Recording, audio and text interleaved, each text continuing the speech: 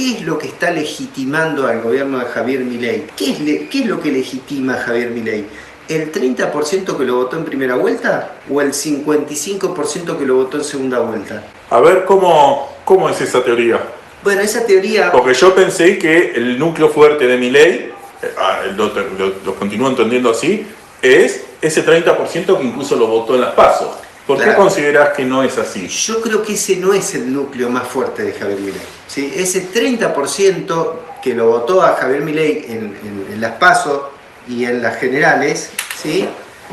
Es un 30% más fácilmente diluible, ¿sí? Porque es mucha gente que fue votando pensando que estaba estafada por 8 años de gobiernos fracasados, por razones distintas, el de Macri, el de Alberto Fernández luego, algún votante que dijo, bueno, la verdad que ya probamos con los de Cambiemos, probamos con los de Unión por la Patria, ahora quiero algo nuevo, y además tengo enfrente una persona que, bueno, disruptiva, excéntrica, no viene de la política, un outsider. Recordemos que Macri hizo referencias a esta cuestión hace poco, ¿no? Dice, sí, ustedes querían un cambio, querían algo distinto, votaron a un outsider, votaron a alguien que está fuera de la política, que iba a hacer una política de shock. Ahora está haciendo la política de shock. Macri le está hablando a ese núcleo duro de votante nuevo de Javier Milei.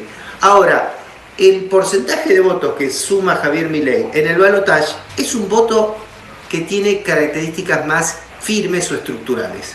Y acá me retomo un poco, pero sí, yo creo que ese es un voto netamente antiperonista.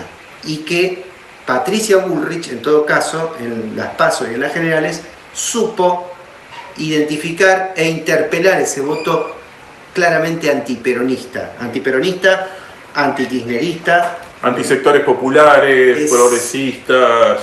gorila, como se dice vulgarmente. Gorila.